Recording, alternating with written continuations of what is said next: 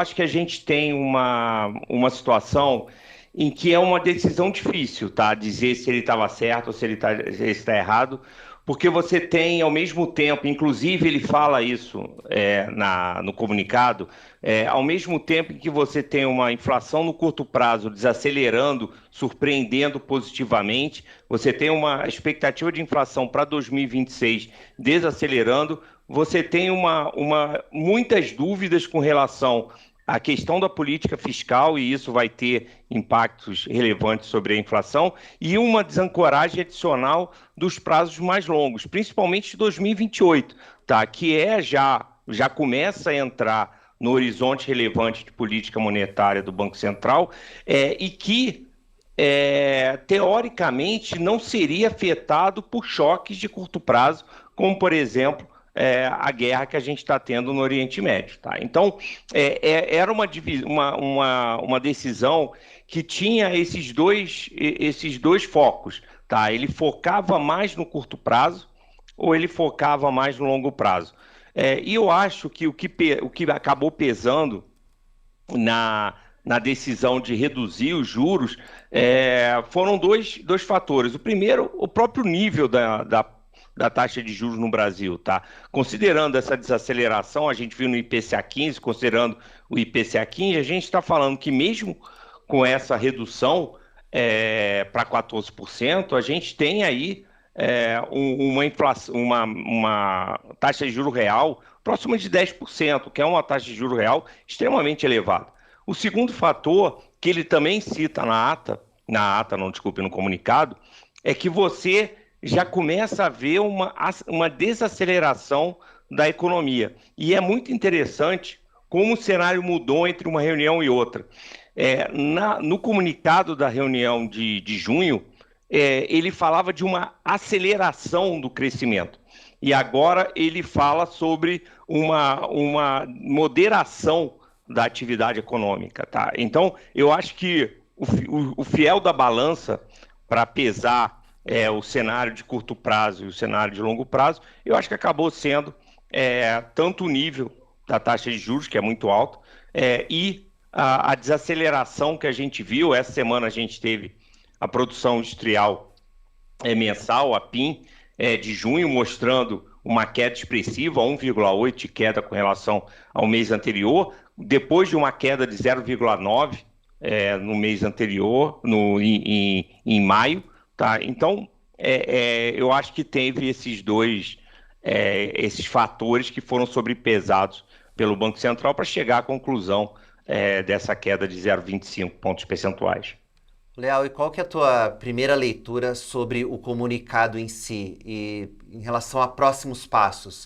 O Copom deixa uma porta aberta para continuar cortando juros ou, na tua visão, ele foi mais duro e está sinalizando que os juros devem parar agora em 14%? Bom, eu acho que ele deixou aberto, até porque ele deu, como diria a minha avó, ele deu uma no ferro e outra na ferradura, né? Porque ao mesmo tempo em que ele coloca, e aí foi uma grande discussão, vocês citaram no início, vocês estavam discutindo em off antes, a confusão que foi o último comunicado, gerou muito ruído. É, ele explicitou que o balanço de riscos tá assimétrico para cima. Tá? Ou seja, isso seria uma indicação de que talvez a gente estivesse próximo do fim desse ciclo de queda, ou mesmo já teria sido encerrado. Esse seria o último corte.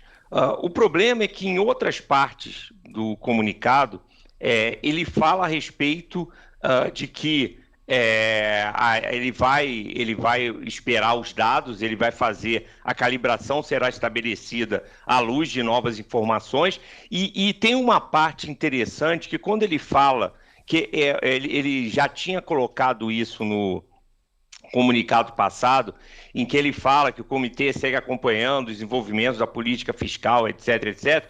No comunicado passado, ele além de discutir a questão da desancoragem das expectativas, etc., ele coloca uma preocupação também com o mercado de trabalho, coisa que ele tirou nesse comunicado, tá? Então, é, ele claramente ele está vendo um cenário mais benigno, tá? Em termos de desaceleração da economia, em termos de menos pressão no mercado de trabalho, e isso pode fazer, se isso continuar nos próximos números que forem divulgados até a decisão de setembro, podem fazer com que o pêndulo penda de novo para um novo corte, tá? Então, eu acho que ele deixou a porta aberta, tá? Mas digamos que não tem um espaço muito grande por conta dessa questão que fica muito estranho você fazer um ciclo longo de corte de juros com o balanço de riscos assimétrico para cima.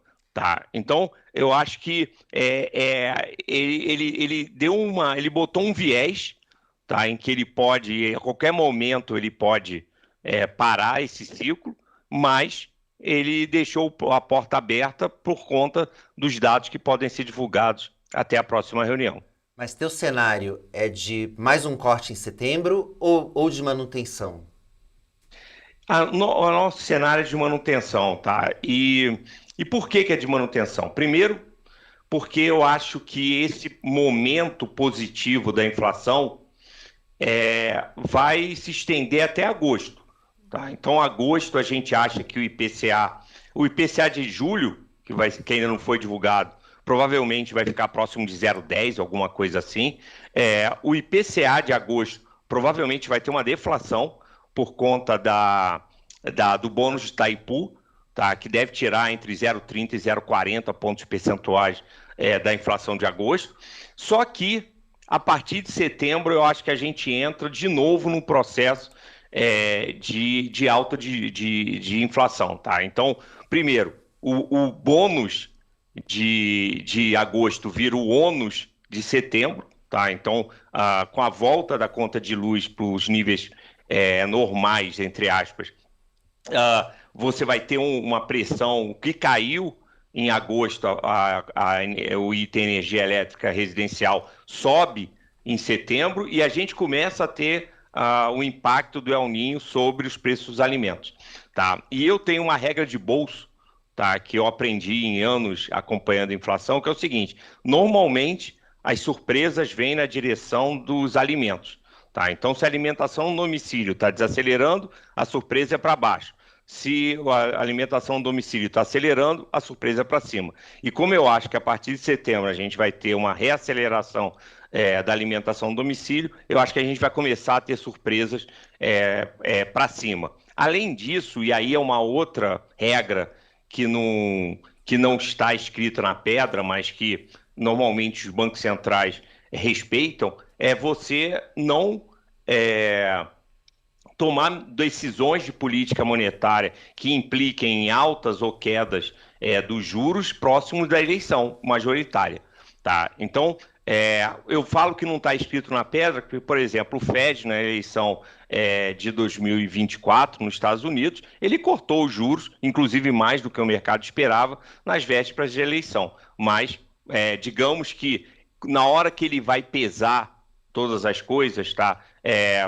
Talvez seja melhor esperar o novo presidente, saber qual vai ser a nova política econômica, política fiscal, para então recomeçar esse ciclo de queda de juros, tá? Então, por isso, a gente acha que na reunião de setembro ele deve manter os juros, mas obviamente, do mesmo jeito que eu achava que ele não ia cortar nessa reunião e eu fui atropelado pelos dados, pode ser que eu seja de novo até setembro.